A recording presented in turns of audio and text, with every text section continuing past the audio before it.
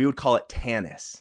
Like that's what we would call like tennis. Like we're going out to tennis because a lot of the juniors and seniors, they would only join the tennis team to get a tan on.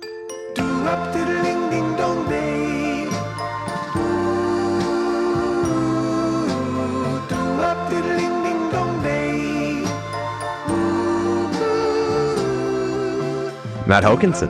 I haven't seen you in literally forever, just having a little bit of technical difficulties because I had my volume on 0. But you're back. How you doing, Matt? Good, man. Yeah, no, it's been good. Yeah, I'm out in Sioux Falls now and doing the tennis pro life, man. It's a lot of fun.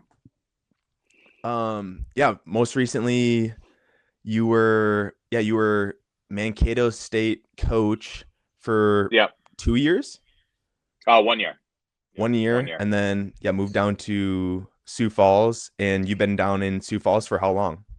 I started there right after the college season. So I moved out here what would that be, late May, and then started up right away, and I got a whole new group of kids, and it's a lot of fun. And you hit me up earlier today, and you're like, yo, we should chat and talk about how out of the cities, people who play tennis and grow up in kind of the boonies, you could say, what we do to get better at tennis. So I was like, you know what, that's an unreal idea. So that'll be kind of the topic of conversation today. But before we get into that, I want to hear about your Spotify Wrapped. Who I saw some Red Hot Chili Peppers as your Spotify Wrapped, your number one, right? Yeah. I think that's been my number one since I was probably, since I got Spotify. So it's probably going on almost 10 years. So that's my go-to. Under the Bridge is a morning shower song for me. That's been a staple for about 10 years. So every morning, Under the Bridge, that's how I get my day going. So yeah. And then I got a little Toby Keith on there too. That's I only like one country singer, and that's him. So, then a mix of alternative after that. There we go. And do you listen to podcasts too, or strictly music? Yeah. So I'm really into, Huberman Lab. Yep. Like Andrew Huberman. Yeah. I'm really into his podcast. I listen to Jocko Willnick's podcast as well. So I listen to that. I think it's a good leadership podcast. A lot of really cool military stories too. My family's not a military background really at all. So, kind of cool to hear, kind of what we do. And so, I don't know. That really interests me, I guess. Yeah. I, for my top 5 music, it wasn't super surprising, but I feel like I didn't dive into the music this year. So I'd like Pink Pony Club was my like number 2 song. Really? Wow. It's catchy. I get that. But that's one where I watched I can't say I watched it before I got big, because it wasn't huge, or it wasn't like small when I first listened to that song. But I watched a TikTok or a short clip, and these girls were going absolutely crazy at this wedding, and it seemed like it was like their song, like it was their thing from college. And then one of the girls in their group got married, and they're just going absolutely ballistic on the dance floor, and I was like vibing to them, like, wow, like these girls are just belting this song. And then like after that, it just like slowly got more like bigger, and then Chaperone just kind of like popped off, I feel like, this year, 2025. So it's been like, I've been to 2 weddings. I guess I had my wedding this year. And went down to Mexico for my cousin's wedding, and just people are playing Chaperone, Pink Pony Club. So it's a banger. Like naturally you got to listen to it a lot. Yeah.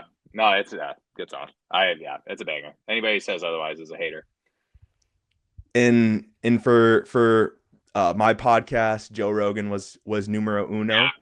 Solid. Super easy. I mean, his podcast episodes are 3 hours long, so it's like, I mean, if you're listening to a few of them, you're gonna get into that.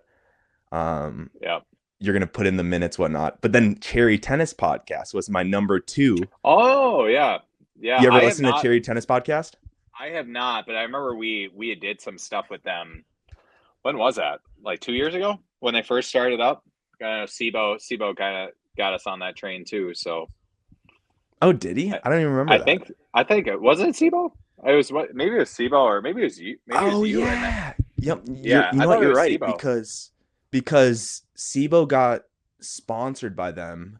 That's what it was. Um, Yeah, and I think they were sending him some free gear. So yeah, maybe he yeah. did kind of That's spur right. the Yeah. I did that. I mean, but if you didn't tell me that right now, I would not have remembered it. But had Joe Guimont, who is the owner of Cherry Tennis. He lives in Minneapolis, St. Paul, and played some professional hockey over in Croatia. So Oh, that was cool. kind of an interesting kind of like life. Like he's just playing professional hockey and then has this clothing tennis brand slash Instagram. Yeah. Um, and they put out some really good clothing. In my dirty clothes back here, I got two of the same sweatshirt, and it drives Lex absolutely nuts. I'm sure. I bet it does. Yeah. I Why'd you get two of the same? I You don't get know. two. Like so I have to like something in order to buy it, but like I'm trying to find a way to like buy his stuff. I'm like make something that I want to buy. Like I like simple, not too big of like art on the Yeah. sweatshirt. You're not allowed. You're not a loud clothing guy at all. No, just something small. Yeah. And they kind of have a cartoon-y vibe, and they just have like one little small little logo right here, just with like a tennis logo, and it says Cherry Yeah. Tennis on it, and it's just a completely black sweatshirt. So I'm like, yep, like, Yeah. and I wear it Yeah. all the That's time. on brand. Yeah. You gotta Yeah, stay on brand. You can't. You gotta be who you are. right. So when we just went out to North Carolina, Topsail, that's what the Okay. locals call it. Top Sail is what the NAFs Really. call it. But of my three sweatshirts that I brought, two of them were the same one, and it was a black Cherry Tennis sweatshirt. So I was repping that, yeah, every single day. Right. But anyways, they were my number two. I don't think I missed an episode of theirs. But yeah, Spotify Wrapped. There you Um, go. but yeah, getting into a little bit of tennis talk. So when that kind of came to your brain, like I want to hear kind of your thoughts. Like what where did you want to take this? Yeah. I think we have a unique perspective in like tennis development, just because. I mean, how far did you have to drive for indoor? Because you don't have indoor courts in Red Wing at all, do Right, you? right. So Red Wing is an hour south of, and that's where I grew up, is Red Wing, Minnesota, an hour south of Minneapolis, St. Paul, and then it's 45 minutes away from Rochester, Minnesota. So those were the two nearest indoor tennis facilities. Um, so within driving distance, but like not like in the city, if that Yeah. makes sense. So in you're at a severe disadvantage Huge disadvantage. Yeah. compared to all the city's kids who get to get court time and in that just availability of being able to play inside. Yeah. And you grew up in I mean you can say like where'd you grow up, Matt? Yeah. So I grew up in Bemidji, Minnesota. For those of you that don't know, with Isaac's wife. So we're childhood friends and played tennis together. But yeah, yeah. So Bemidji, Minnesota, small northern Minnesota town. If you look it up online, it's like 13,000. It's probably closer to 20,000 people. And yeah, we had. So it's kind of a weird setup. So we had tennis courts, but they were not tennis courts. So they were tennis lines on an indoor track surface, and we only had access to those courts like very sparingly. So it wasn't like a setup where I could go book courts whenever I wanted, or we had to work around like Bemidji State like intramurals, and we had if there was like a track meet, obviously you couldn't get courts. Like if there was like it was tough to get courts. So like a lot of times, I would be getting courts at 6 a.m. or it'd be like at 8 o'clock for an hour. So it was so different from like an empty multi-purpose place where you can book courts. Like it was just tough. Like you really had to battle to get courts. So it's just, yeah, tough setup, obviously. Yeah. And I've played at the Bemidji tennis courts recently when I've gone and visited, Bemidji and Yeah. Lex's family. We've played a few times at the court, so Yeah. very familiar. And then in college, I'm pretty sure no, we never played. I think our girls team, the Concordia women's, because I went to Concordia College in Moorhead, Minnesota. Our Yeah. Concordia women's team played there, and I think we essentially like made a pit stop in Bemidji Yeah. before we went to Duluth, Minnesota. So we watched them play that, but we like hit, just kind of like Yeah. before the match type of thing. And the thing about those courts is it's better than your traditional like tartan. I think that's what you call it, like a Yeah. tartan Yeah. Like the surface. shiny stuff. Yeah. Yeah. Those are awful. Like those are the They're worst. on that. Okay. So I have a gripe. Well, yeah, I was lucky enough, like, played at UND, played at Augie. We didn't have to go to places really where that was a thing. But like I have hit on those before, and so how would it's unplayable? Like if you've never hit on it, I mean, it's like hitting on wood. It is. I so it's like super shiny. The ball skips. It's unless you've like know how to take stuff off the hop. It's not tennis. Like and you can have sanctioned matches on it. Yeah, it's bonkers. It doesn't make any sense. Yeah, my freshman year of college, we like Concordia has that like no budget. I mean, like Yeah, I mean, I don't want to rip on them or anything like that, but like, dude, that's just how it is at a lot of D2 and how are we D3. playing on these courts? Um, but yeah, we would practice on those courts, and there's where we had to go and put the tennis nets up every single time. It wasn't worth it, honestly. No. But anyways, we would do that, and you know how like in the pros when they show like a replay of like a ball and they're like and people start clapping because they want to see the replay, on the jumbo screen, like Okay. Yeah. where'd that ball at, and you can see the ball mark. Yeah. Like if you were to look at the ball mark on one of those courts, it would be like 2 feet long because Yeah. it literally skids across Yeah. the surface. Yeah. Um, so I remember very vividly having to like take the ball. Like I would have to start my swing probably a So half early. second, yeah, half second early, and Yeah. it wasn't great. So like, I mean, then you would focus like, right, you want to get something out of your practice. So you would focus on your hands, Yeah. volleying, stuff like that. Like those are things that are very useful. Yeah. Um, that a lot of people don't work on. So like you can do some stuff like that, like volleying drills, Yeah. and make something out of your time. But like baseline rallies, like sorry, like that's how college tennis is played, and like Yeah. we couldn't practice.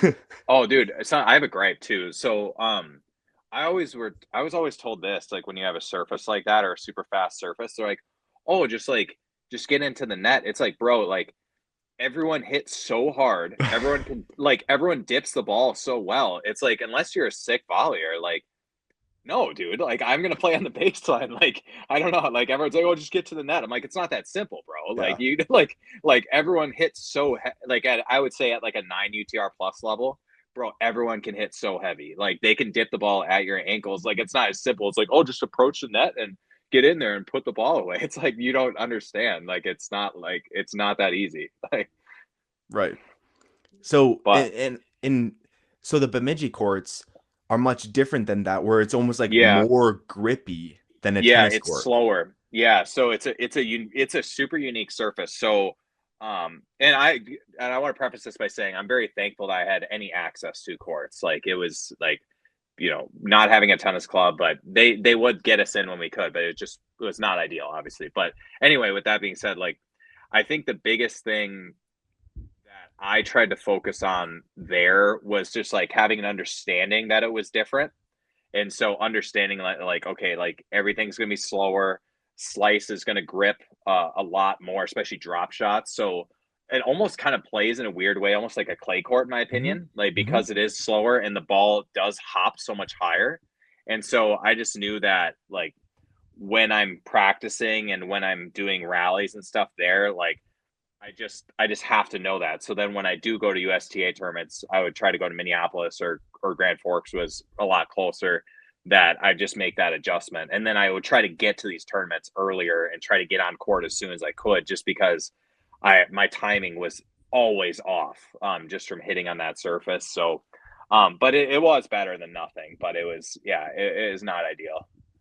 Yeah. When you said that, like drop shots, so like a drop Oh, shot on a hard court, you hit a drop shot and it'll still, like, you'll put some backspin on it, but it'll still go forward. You know what I mean? Like, yeah. unless you hit an absolutely nasty drop shot. And like maybe now, like when I play with a little bit more spin, it, yeah, maybe does come towards me a little bit more. But I remember when I studied abroad in Spain, and pretty much all of the tennis is played on clay over there, red clay. Yeah. That was one thought that I had, was like, wow, like the ball is actually coming back. Like Yeah, it it grips hits the clay and backwards. comes back. And it's exactly like those Bemidji, the Yeah. like that, it's like textured surface, whatnot. It's weird, Um, yeah. Yeah, it plays, it was kind of weird. So I credit, so I won one USTA junior tournament, and it was on clay. And I think a lot of that actually had to do with me playing on those courts in Bemidji. I just found that that's, yeah, yeah, I thought, like, because I never hit on clay. That's a crazy story. I'd never hit on clay before, and then I won this clay court tournament, and I thought it would be like super different. And the only thing that was way out of the ordinary for me was like learning how to slide. But Harsh, you know Harsh Mancad? I don't know yeah, how to say it. we interviewed him. I think Okay, I don't did I inter I think David and I interviewed him.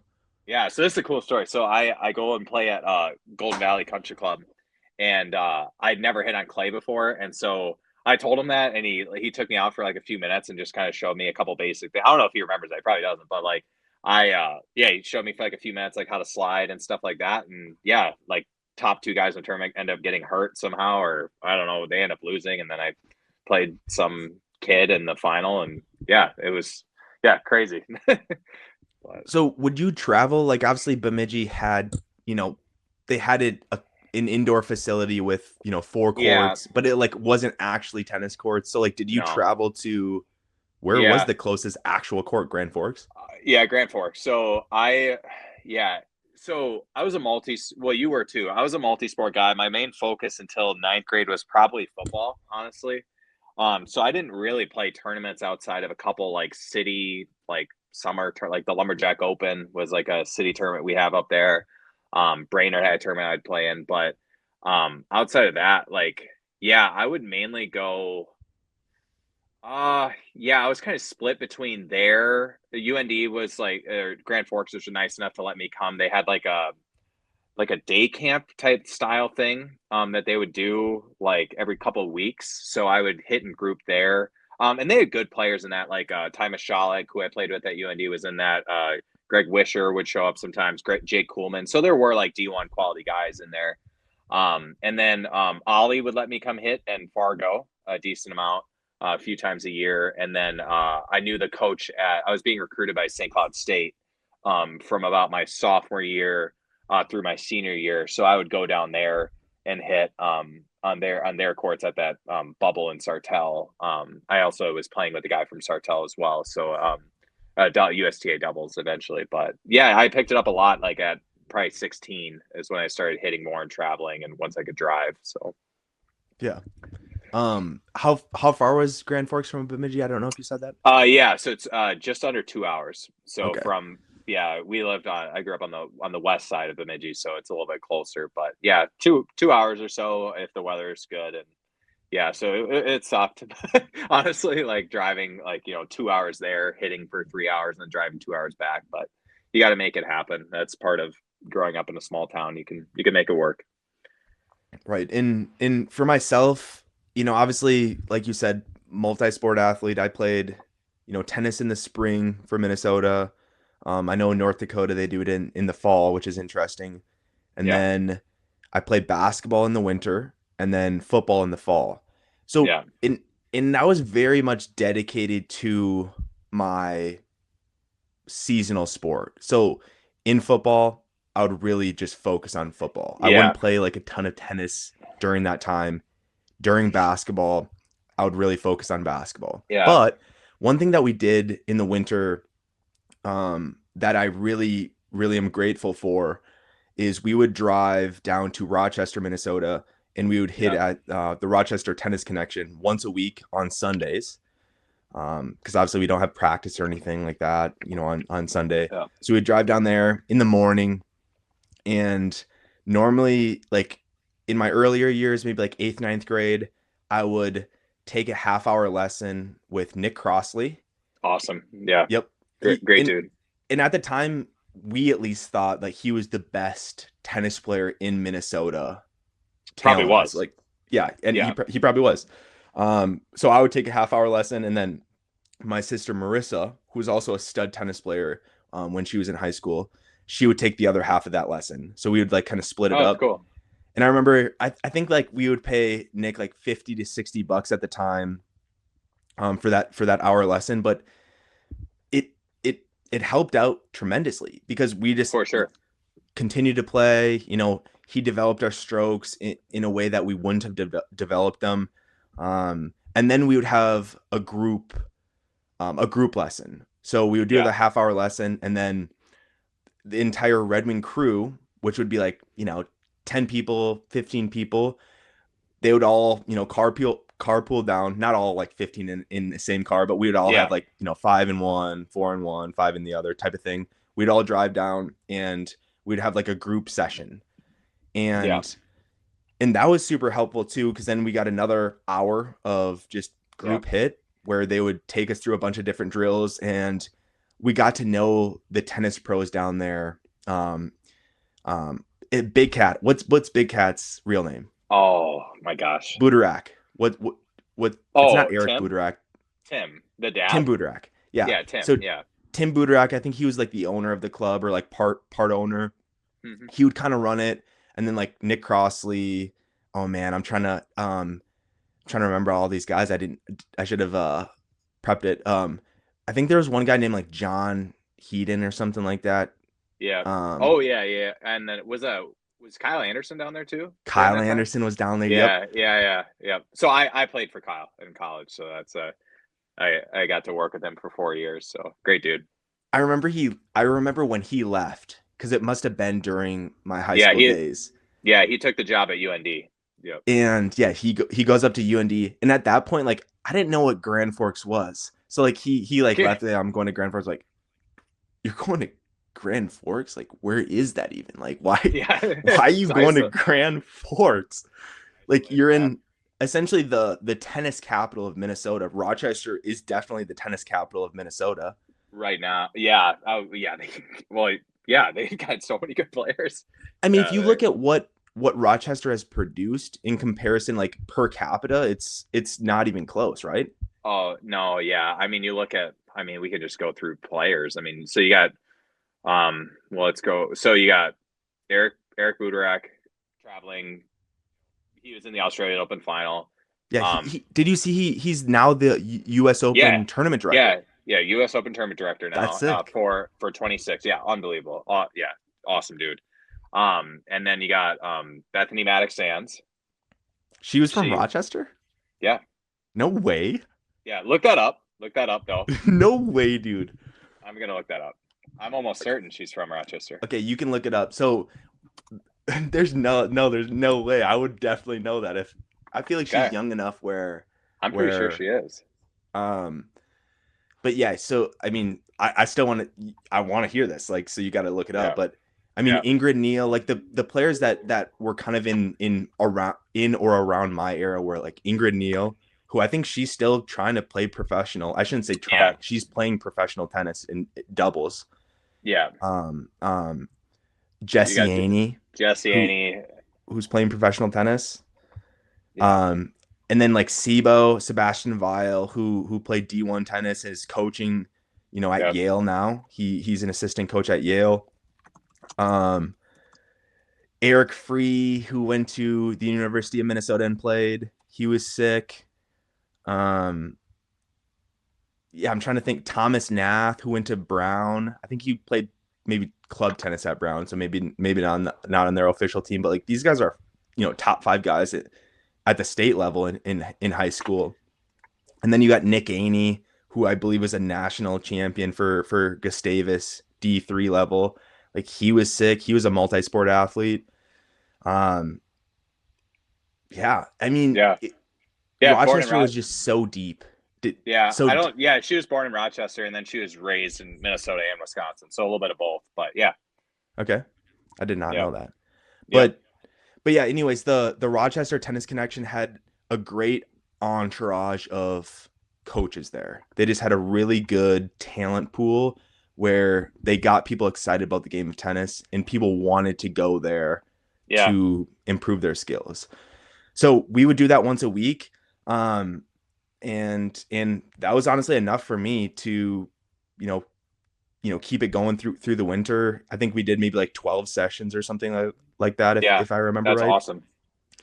And I think it was the connections that we made that really made the difference because now, in the summer, they would invite, hey, we're doing a summer, we do Yeah. this summer hit. So like you go down there and you're playing with like the people that I just mentioned, like you go and play and like Ingrid's there. And it's like, okay, like Ingrid's sick. She hits with a different type of ball. So you play a Yeah. set against her, you play baseline points.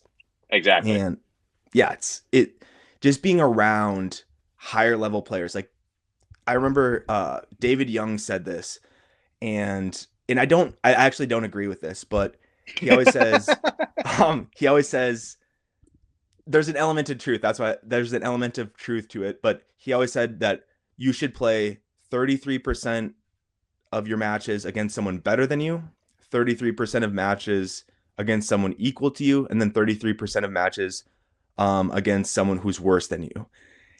For me, my thought is you should play a lot of players. I shouldn't say a lot of players who are worse than you, but like you should get some dubs. Like learn how to win. Yeah. I think everybody's different, right? Yeah, true. Like, I have a weird perspective because I truthfully wasn't that good until like I was like I was honestly like a senior in high school.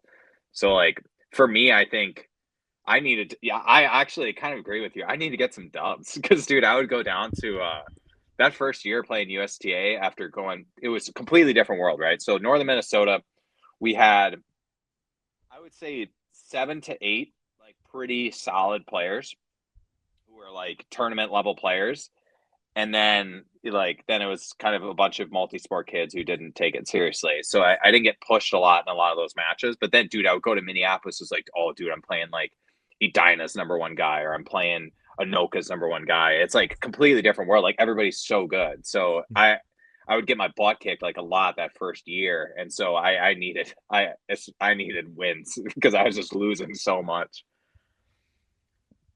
Yeah, I would say like for me it would be like 50% dubs, like Yeah, 50% wins where you're playing someone who you're going to win. 25% equal ability and then 25% someone yeah, better than you. Because I think it is super important to play someone who you're going to get your butt kicked. for sure. Um but like you should be playing that same person over and over and over again. Like you Yeah, should want to like figure it out. You know what I mean? Like yeah, if you're playing someone and you're losing consistently to that person, there shouldn't be that, oh, like I don't want to play them because I always lose. yeah. No, like Oh, go and like figure out how to beat them, or like get more games or more points. Like figure out a strategy where you can, chip away at what their advantage is to you, because chances are like that advantage is someone or is something that someone else is gonna you know do against you. So like you can exactly. kind of like nip it in the butt early if you're playing. But like who did you play like in the summer? Obviously that's where you played the most of your tennis. Yeah. Who did you play against in Bemidji, on real hard court? Yeah, so I did a lot of work with so when I was younger, from like age, I would say like I started playing tennis around age 11 to 14. I played a lot with my dad. My for background, my dad was a college tennis coach, played in college, good player. So I played a lot with my dad until probably, yeah, 13, 14, and then I started to beat up on my dad. So then I played a lot actually with your wife's brother, older brother John.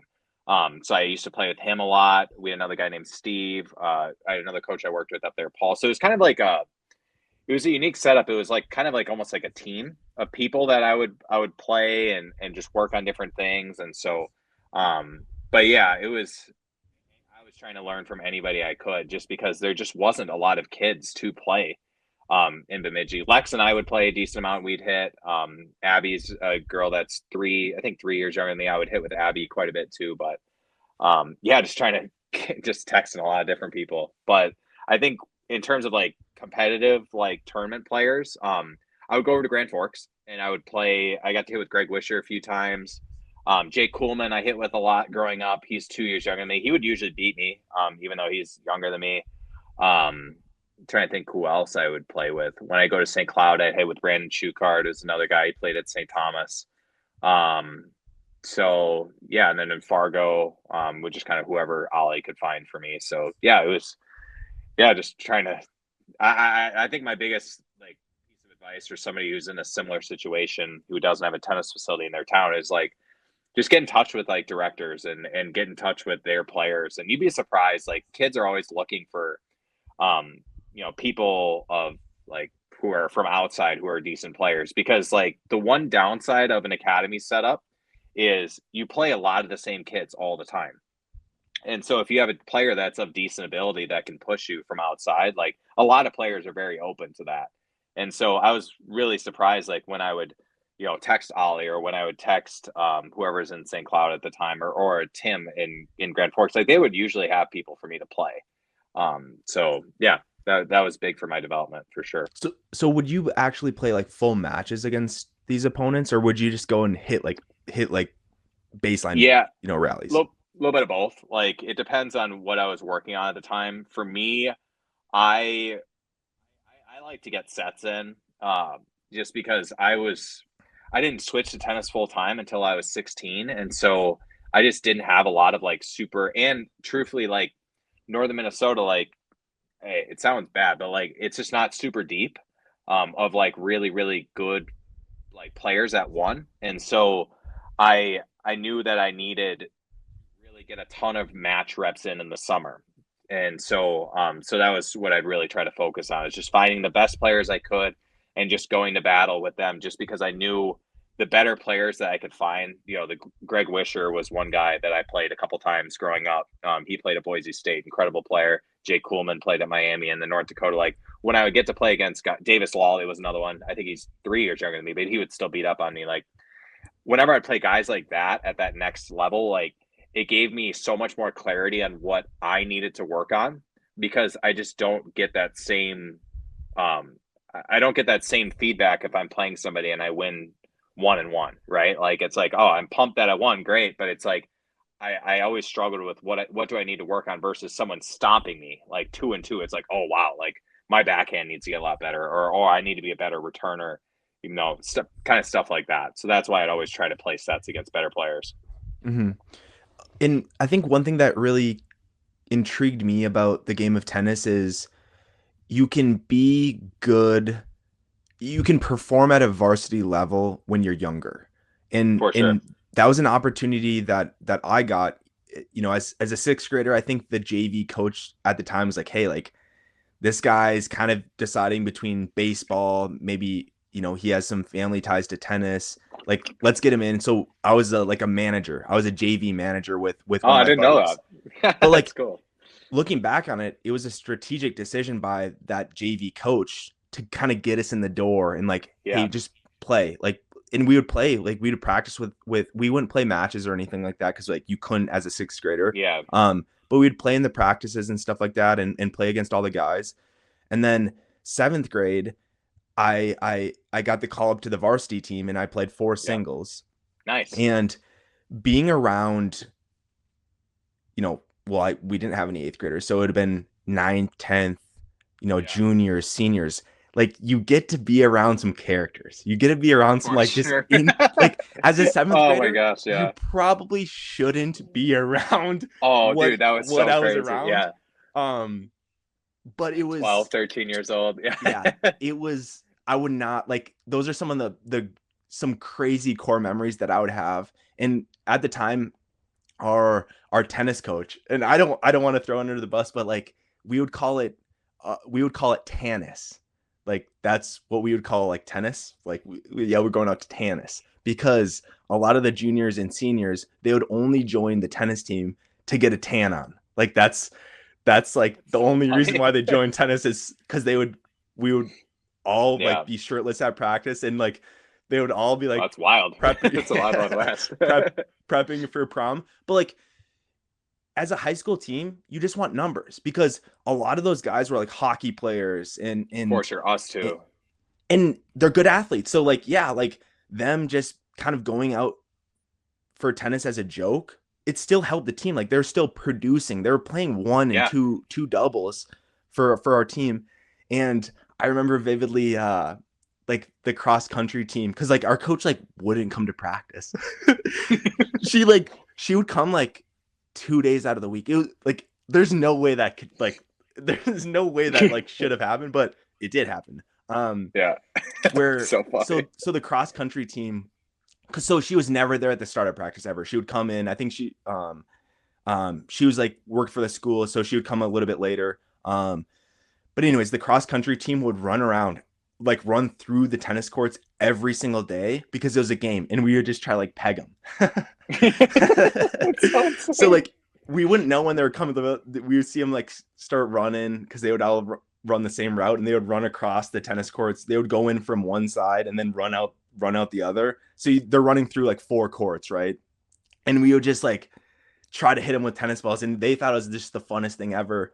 Um, and we did too. Like it was a really fun vibe, and yeah, I just think like you're exposed to some different conversations that you're like, okay, Yeah. like as a seventh grader, there's no other. That's kind of what I was thinking. Like, there's no other seventh grader that's getting No. this Yeah. sort of like input into their brain. But it's Yeah. cool. It's like an exclusive insight into like what will happen in a few years. Yeah. Um, No. Yeah. I think for me, I'm very so I didn't get to play in seventh grade. They had a really solid team when I was seventh grader, so I didn't get pulled up that year.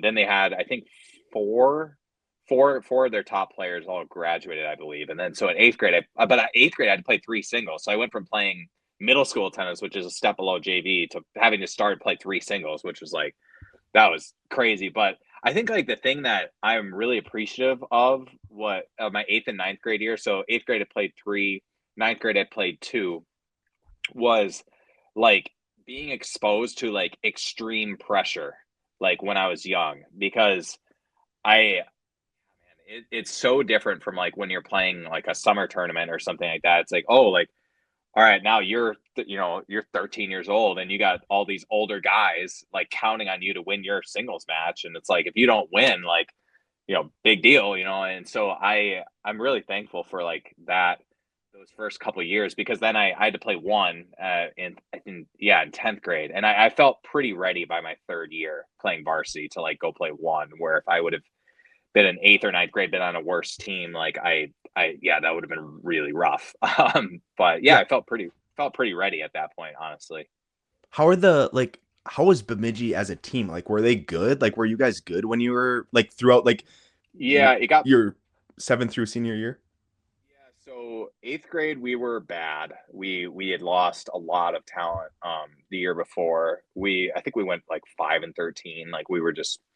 I mean, and granted, we could have probably been closer to 500, but it was just I was also hurt for half of that year. I had a thumb thing. I had like a thumb injury too. So I mean, it was yeah, we weren't good that first year. Ninth grade year, we actually did pretty well. It was like we had a good senior class that year. But just tough section. That was before the sections got reclassified.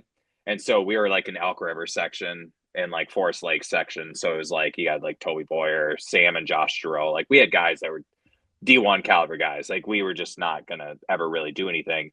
And then the sections got reclassified my sophomore year, which helped a lot. And so we were in a slightly weaker section, and we did pretty well sophomore year. I think we made the semis, and I think we made the semis my junior year too, of sections. And then senior year, we went undefeated in the regular season, and then unfortunately we had a guy was out, and then we had one of our one doubles guy broke his ankle, and so we were just kind of limping into playoffs. Unfortunately, we ended up losing in the second round, but we got better as it went on, and then the team stayed pretty good.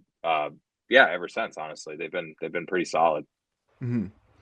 Yeah, for myself, um, as a seventh grader, when you're like, I was playing four singles, but like I would sometimes get the knockdown. I think I got the knockdown for like 3 or 4 matches where we would be playing someone who we knew we were gonna win, and Yeah, like an upperclassman would play four. And that always drive me nuts because like yeah, I was better than these guys.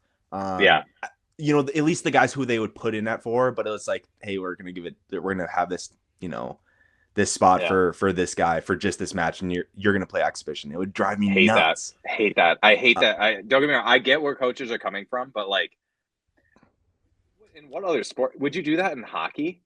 Would you just say, "Hey, we're not going to play our first line"? What? Like what? Like right. this team sucks. Like we're just not going to play our first line. Let's just like no, dude. Like I don't understand. I never understood that. It's like if you're a top 10 player and you earn the right to you earn the right to play. Like that's just how it is. Like and I, if you're a senior and you're the 12 player, like I don't know, like it's I just I don't have a lot of sympathy for that. Like I think the top 10 players should play all the time, and I don't know. Yeah, Yeah. But we were above 500. I think like if I were to guess, we would be like 3 or 4 matches above 500 that oh, seventh grade solid. year. Eighth grade year, very similar, a little bit better.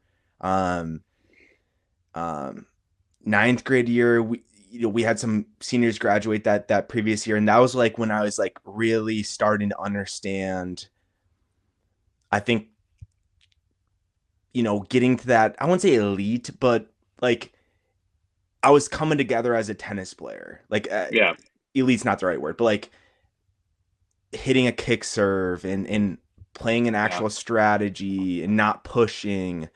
Um, you're playing a little bit higher in the lineup. I think I was maybe playing like two at the time. yeah, Um, and then at that point we were competing for section semifinals, and we were yeah, top four in a good section. We played against all the Rochester schools, so yeah. It's a tough Rochester section. Mayo, Rochester Century, Rochester John Marshall. Some of the Lakeville schools were in our section. um so we would go against them, and like you said before, like you would get pressure cooker situations where you're playing against someone and they hook you. They hook you Yeah, so bad. yeah. And there's no line judge. Like you can call line No, judge, but it's almost worse to call line judge because now you're in it your gets own head. worse. Yeah, So you start to just kind of develop this like mental rock of like, hey, you know what? Like it's 1 point. how can I beat this guy when he's cheating? Like that Yeah, was kind of like, and you wouldn't play everyone, like not everyone was cheating, but like you yeah, start to kind of develop that mentality of like, hey, like I want to win and figure out a way to win no matter what this person does. yeah. Um No, yeah. I think that's like exact. That nails it on the head. Like I think that's one of the beauties of tennis is like you learn how to be resilient. I like whether it's like things in your control and things out of your control, right? Like things in your control, like you learn how to manage your emotions and your effort and stuff like that. And then things out of your control, like learning how to manage like conditions, like people cheating. Like that's why I like that's part of the reason why I love this sport so much and teaching this sport is like you you're teaching kids like how to manage themselves and how to manage things that are not within themselves. And so yeah, but yeah, the hooking stuff, man, that's that used to drive me crazy. Like you get about, I would say, what would you say, like a couple times a year, you get a guy that's just gonna hook you the whole match. I won. I had probably two a year, I would say, like in a Yeah. season where I'd have somebody who's just like I know every single line is going to be out, and honestly, there's two ways of looking at it. It's like I can get I was not always perfect at this. I was super emotional player, honestly, until I was probably 20, 21. But like I would just play more middle. Like I would just say, okay, like the court's smaller. Now I just got to hit harder up, more up the middle now. And it's because now every line's out. And that just is what it is. I got to win a different way. Hmm. Yeah, and that's all you can really do too. Is like Yeah. It's not even if fair, there's but a yeah, even if it's there's fine. a a coach that comes over and line judges, like, are they gonna catch every single call? Like, No. no, they're not. Like, maybe that player is gonna be a little bit more honest, but like, yeah, it's really how you just kind of deal with the situation that's Yeah. given. But yeah, I would say like 2 times a year. I would say even a little bit more. Like, um, you're almost every single match there'll be a call For where sure. it's a pivotal point, and the call goes your way or it doesn't go your way. I, I think giving giving the benefit of the doubt for a close call sometimes helps you out if For early in a sure. match. Like, if you give them a call, they kind of give you a call too. Yeah. Your call might It's be not. super close, but let's say you hit a ball and your ball's like that this far out, and they're like, all right, like, that guy just gave me a call, like, all right, I'm gonna give him this one. So you kind of Yeah. like if you can start the precedent that you're not gonna call super close lines. Not saying you should like call lines. If it's out, it's out. If it's in, it's in.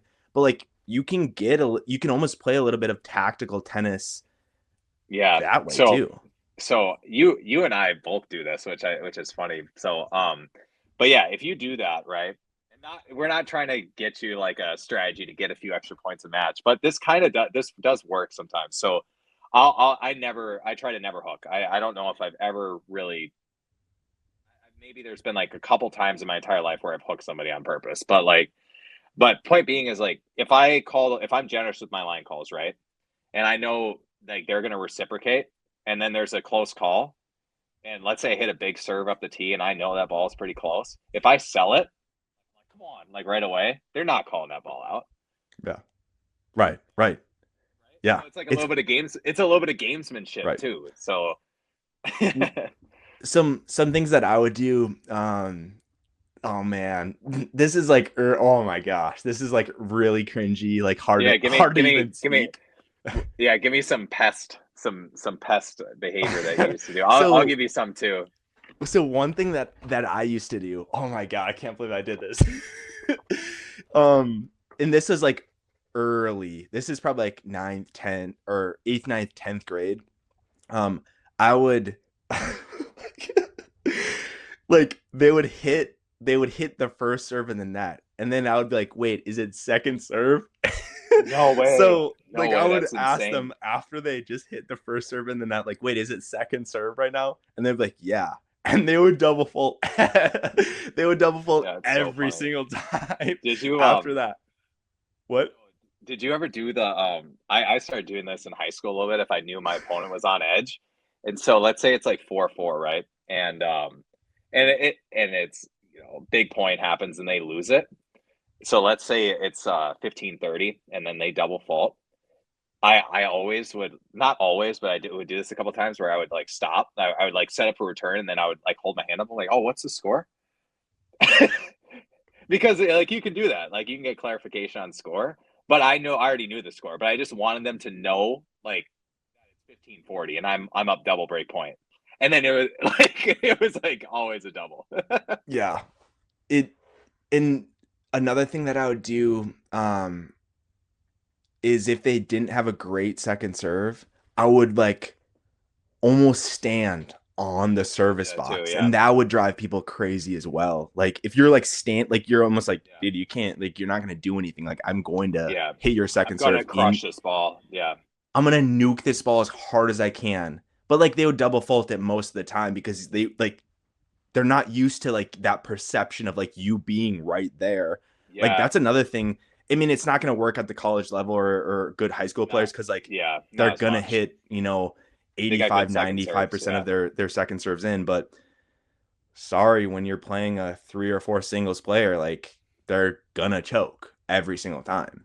Yeah. No, Um, yeah. I think, yeah, man, I always, yeah, I almost would, I did that too. Like, I'm trying to think of like other things that would like drive people crazy. Oh, so tactically, I did this in college a little bit too. Like, And I think this is just a good strategy in general. It's like I'm a big believer in like once you find something that gets under your opponent's skin, you do it to them until they find an answer for it, right? So it's like you have in boxing, like a combination that works, and they just keep hammering it, right? Hmm. Tennis is the same way. Like, so I remember one time I played this kid in high school. I'll leave out his name, but like I was down like good player too, played in college, like and I lost the first set, and I remember we had this long point, and I hit this like stupid little backhand chip to his backhand. He's like, "Oh, it's such a weird shot." Like, like he was just like, and I was like, "Oh, that was kind of weird." Like he hates that shot. And dude, I did this to him for the next hour. I hit this shot. I hit this little backhand, kind of like, it would like bring him into no man's land, and he had no answer for it. I won the match, and I hit the shot like 40 times, and he was going absolutely nuts, like yelling at me, doing all this stuff. I'm like, and then I literally knew I was going to win the match because I was like, this guy is going like he's going nuts, like, and I don't know, I just I love doing stuff like that where it's like I'm within the rules, I'm not cheating, but it's like if you show me that something bothers you, like bro, I'm trying to win this match for my boys. Like, Right. like, it's so, like, team tennis is like, I don't, if I'm within the rules, like, I'm going to go win this match for my guys. Like, so I'm going to keep doing it to you. Right. Like the unique thing about tennis is the best player, and your 10th best player are all playing All the for the same, same amount of points, right? all the Your same. your number Yeah. one singles, if they lose, well, like your other guys, like your four singles, who's objectively way worse in talent, Way can worse. still produce the same It's the amount. same point. Yeah. And that it's like that in college too, right? Like you're one and it, depending on what level you play at, like, well, for example, in my case, like I played six, sometimes seven, eight, in college, but like you compare me at six to like our number one was like two UTR points better than me, which was like that's a lot. Like, but it's all the same. Like that's the beauty of it. So you learn how to like support somebody that if you're in my position that's way better than you, and it goes the other way too when you're number one. It's one of the beauties of the sport. Yeah. But like I want that four singles player, three singles player. Like if I'm playing one, let's say I'm a senior or junior and I'm playing one singles, I want my four singles to be playing all the tricks. Like For I'm not sure. saying I want them to hook or anything like that, but like, No, dude, yeah, no, but like get the edge somehow because I know that other four yeah, singles player is like a four singles player. Like, beatable. yeah, Yeah, he's susceptible to these things that you can provide. yeah. Don't be a class act at four singles. There's a reason why you're four singles. Like grind it out, Grind out, push. make balls. Yeah. How many summer tennis tournaments would you play? Like how would you travel to the cities or would you like play local stuff? Like how many Yeah, summer tennis tournaments would you play? yeah. It was more as I got into, yeah, once I quit football. So probably after 10th grade, I would play probably once every 3 weeks. I think that was a good kind of number for me. I know there's a ton of players that play every weekend. Honestly, like financially, like driving from Bemidji to Minneapolis, and then like that was going to get really expensive for my family. That just wasn't really doable. And truthfully, I just didn't really want to do that. That's just so many matches and so much. It's hard to play too when you're driving 4 hours and playing the same day. So, but yeah, I would try to for sure once a month at minimum. So three tournaments a year at minimum. I think the most I did was five or six in 12 weeks. Hmm. But it was like if I was home on the weekend, I'm finding practice matches. I pretty much I don't know if there was a week from the age of 15 on that I wasn't playing a match on a weekend of some kind. Like I pretty much was on almost every weekend playing some form of match just because if you're not playing it's so well, and I think you'll agree with this too. Like going out and hitting is good. Like I'm not saying it's a bad thing. I think it's good for rhythm and I think it's good for like perfecting strokes and maybe like learning patterns. You got to go play sets. You got to go play Right. matches. Right. Otherwise, like if you're not match tough and you play against a good player and they're match tough, like they're gonna win. Like Right. you just need it yeah, you need reps like applying what you're learning. Otherwise, it just doesn't. It won't come together. Right. Yeah, I would say I would traditionally play, I would say like five to, I was gonna say six, seven. I was gonna say 6, 7 tournaments this summer, but I would say Yeah. like 5 to 8 tennis tournaments in a summer. And the tune that I would always listen to, maybe when I was like eighth, ninth grade, would be "Viva La Vida," dude. "Viva La Vida." Dude, Whenever that came out, that I life that altering. would get me in the tennis mood. Dun dun dun dun dun dun dun dun dun dun dun, and I would just Yeah, like that's lock really in. good. Oh my gosh. Um, Yeah. but and then we would have summer tennis camp where we would play, for an hour or two, 4 times a week. I think like Monday through Thursday. But one thing that I would say I did a pretty good job of was because the talent level in Red Wing wasn't great. Um, but luckily some of my friends played, and they were maybe like one tier down, maybe 2 tiers down in talent level compared to myself. But like they're still good. Like we would play and it Yeah. would be like a 2-3 match or like a 2-1 match. But they're Yeah. still winning games. Like you still have to play. Yeah. But what I would do is I would line up matches back to back. So I'd go and play my buddy Noah, who was my best friend for all of high school, ever since we were little kids. I would play him, and then I would call down, and he would play like two or three singles for our team. When I was playing one, then I would call my other buddy Alex, Alex Home, who played at University of Mary. He played lower in Oh the yeah. lineup at the D3 level, but he was a pretty solid player.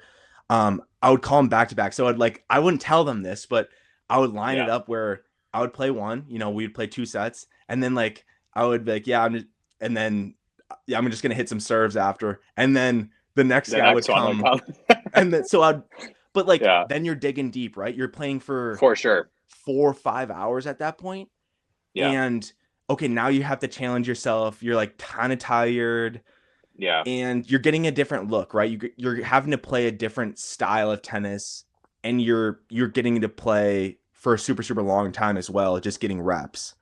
Yeah.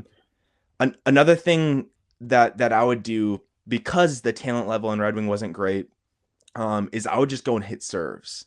Like I would Me go too. Yeah, out me with too. a hopper of balls, and honestly, like I can't say this is all because I wanted to get better at tennis, but like our middle school courts, there was like one of the busiest roads right there, and I would just like I just want to hit serves in front of the people, like so people would drive by, and honestly Yes. like Yes. they would see, like Try out. eventually someone drives by that they're gonna know you, so they'll That's how you're honk, gonna make it. Yeah. and that just like lit me up where I would just like hit serves, hit serves, hit serves, and then you'd get a honk. You're like, yeah. Yeah, you And that saw just like that. motivated me because I was like, I want people to see me playing tennis. Like I want people to see me like hitting serves down here and getting better. And it like it lit me up. It fired me up. We would have Yeah. high school courts and those were desolate. I would never go there Yeah. ever because like I wanted people like I don't know, I kind of wanted that I don't know, like I wouldn't say like public spotlight, but like it fueled Yeah. me a little bit. I would. Um I had a kind of a similar thing too. So at night, a lot of the times, and we were lucky. So you've been to the Bemidji high school courts. They're awesome. Like we have amazing outdoor courts in Bemidji. We have stadium lights. Like it's amazing. And they stayed on until I think 11, and maybe that's changed now, but they were on until 11 growing up, even on the weekdays. And so I would go there at night, and I would just like I almost it was I wanted in a weird way I wanted people to see that I was working, if that makes sense. Like people driving because it was like on that one of that main roads. Like I wanted people seeing that, like, hey, I'm like, especially like I've earned the right to play one. Does that make sense? Because I'm out here like at 9 p.m. like when other people are doing other things. Like I'm out here by myself, busting my tail on my serve, or I'm running sprints, or I'm doing other things. Like, and in a weird way, yeah, I don't know that I kind of like that. Like I don't know.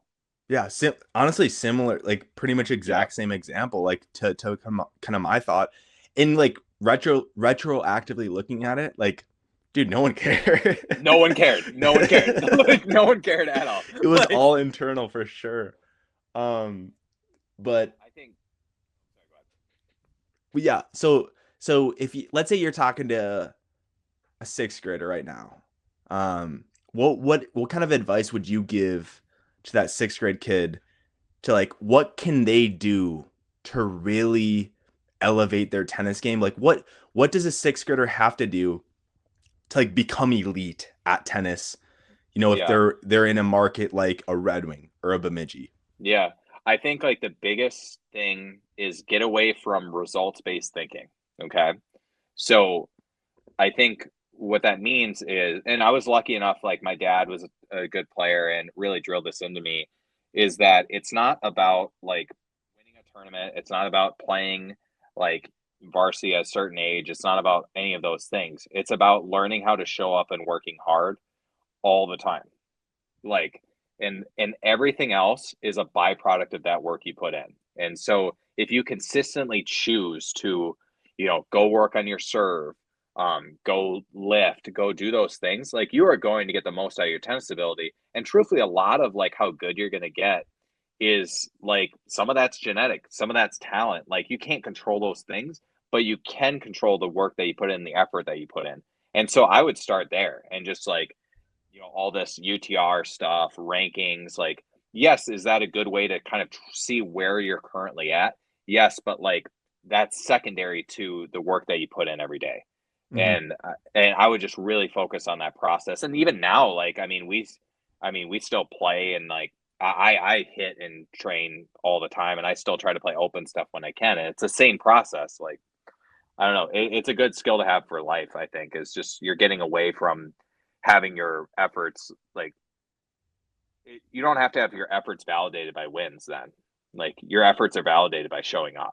And I think once you get into that mindset, it becomes making winning is good, but you deal with losses better because you understand that your self-worth isn't tied in with losing. Like it's your self-worth is more tied into the effort you put in. Mm-hmm. My advice to a sixth grade kid would be go and play a lot of different people. Like, don't Yeah. worry. Like, one thing that drives me about like the Fargo Moorhead, honestly, like I think that's why Fargo Moorhead has absolutely sucked for producing talent. Like, honestly, like straight up, like Yeah. if you look at who's came out of Fargo Moorhead for tennis, like our area has I think like 250,000 people in it, and we've produced essentially nothing. Like Rochester, Minnesota has 100,000 and they're producing like Yeah. professional athletes. Like, yeah, like Davis Lawley's an insane player. Like he's really good, like D1 level. Like Yeah. like Parker Lawley, I think he was pretty good too. Yeah, he was really good. Yeah, he's older than us though. I mean, But but like yeah, he was a really good player. I'm saying like who's playing pro? Like who's Yeah, like it's getting fair. to that like doubles pro like or like and I'm not saying Minnesota's producing the best of the best or anything like that. But the one thing that I think the Fargo Moorhead area doesn't do is like everything's like so segmented where all like the kids are playing against kids their age. Go and play some like I want to see some Play 12 year open. olds and 14-year olds playing open divisions where they're playing against someone completely different style and they have to figure it out. They're not playing another person like them. Yeah. That you play Yeah. someone completely different. Dude, I think we said this on the pod too. Dude, I played SIBO when we were kids, and I'm 4. Am I 4 years? I'm 3 or 4 years older than SIBO Yeah. because he's what 5? Is he 5 years younger than you? I was a senior when he was an eighth grader. Yeah, so he's 4 years. So he'd be 4 years younger than me. Um, yeah, dude, I lost to him. Like Yeah. pretty. From what I remember, pretty convincingly. Honestly, it was probably like, it could have been pretty bad, like 2-2 or something, or even worse, honestly. But like examples like that, it's like I like your point of that. You, I'll go one step further with your point. Like by doing that, you you learn how to problem solve with like many different like styles of tennis. Like you can think it even in the group that's involved with your content here. Like talk about different styles, man. Like you got your style of like kick serve, very serve dominant, like kick serve, heavy groundies. Me just with just pace, honestly, I think. And then you got like David's good at like angles. You got Eric plays great defense. Sowie's super unorthodox, but makes it work and just drives you crazy the whole time. Like, and so I think like the more you can get into or get connected with like good players who have different styles, then you kind of are making mental notes of like, okay, when I see this style again, like this is my plan for that. Versus like if you're playing a bunch of kids who play just like you, when you run into a good player that plays differently, you're just not ready for it and you're gonna get smoked because you're not gonna have a plan for Mhm. that. It's and so yeah, it's a great point. Yeah. And I think when you're playing someone older too, like I'm saying like 10, like yeah, 5 years older, like yeah, it's something I'm saying like Yeah. 10, 15, 20 years older. Especially Like you they're going to give you a little bit of a different life perspective as well where you're going to the courts and like you're not just BSing around like no, they're only going there for one commonality to play tennis, right? They're not going to yeah, yeah, they'll small talk and stuff with you, but they're going to give you information from their perspective and how like you know what I mean if you're playing a yeah, 35-year-old or 30-year-old person and you're let's say like 16, 17 years old, like you're going to play some tennis, right? Like you're not talking with them about their kids and stuff. You don't care about yeah, that. Like so yeah, I just think like playing just a lot of different age groups and yeah, playing in an open division when you're maybe not ready for it. Like I think that's yeah. probably, I I something I would would say suggest. I would say too, like as soon as you're ready, and I'll kind of piggyback on that. It's like I would say like once you're like 13, 14 for boys, you got to go play grown men. Like because I think in 18s especially, you start seeing some really big serves. Even in 16s, now you're starting to see really big serves, and then for sure, if you want to play in college at a high level, like Division 2, Division 1, and then obviously like where playing high in Division 3 as well, you get sick players as well. But I think for me growing up, like I remember hitting with John, Lex's older brother. He was probably in his early 30s, maybe late 20s, I want to say, when I was probably 13, 14 years old. And I remember all the times playing against him and just like I'm like, whoa, that serve is that's like 110 to 120. Like that's like what do I do with that? Or it's like, oh my gosh, any short ball I leave is getting murdered past me. Like I didn't see anybody who could do that in the 14 stuff or at three singles. Like and so getting exposed to that at a young age is like, okay, like there's things that like when I play grown people or when I play good players that I just can't do. And so playing with him for all those years and playing with Steve and Paul and some other guys in town that were solid, like that helped me a lot. Yeah, yeah, I completely agree. Um, to wrap it up, Matt, and granted, this isn't really an interview. This is more just a discussion, but I do want to hear because I always ask anyone on the channel if you have any specific shout outs that you want to that you want to give, Shout and then outs. we'll wrap her up. Oh man. Um, Shout outs. Let's see here. Let me give me like 10 seconds here. Shout I out. I'll start. I want to give a shout out to Spotify because Spotify Wrapped absolutely slaps every year. Everyone's posting about their stuff. It's awesome. Everyone's and you get to see like I feel like you think you know someone and then you're like, oh wow, what an interesting mix of songs that this person listens to. So I'm shouting out Spotify, but yeah, the floor is yours. Yeah. Let's see. Oh man. So Spotify. I'm gonna shout out Arby's, man. Ooh.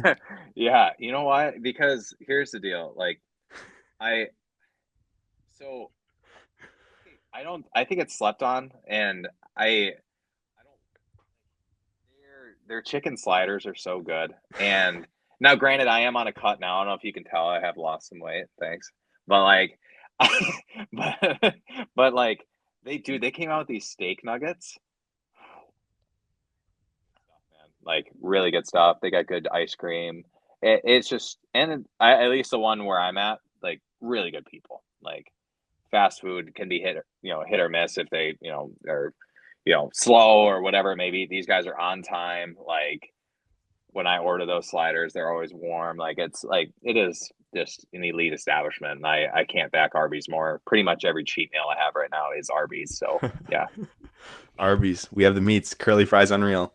Matt, thank you so much for sitting down with me. Unreal idea. Thank you so much for prompting this discussion. Yeah. I appreciate it. But yeah, we will wrap it up there.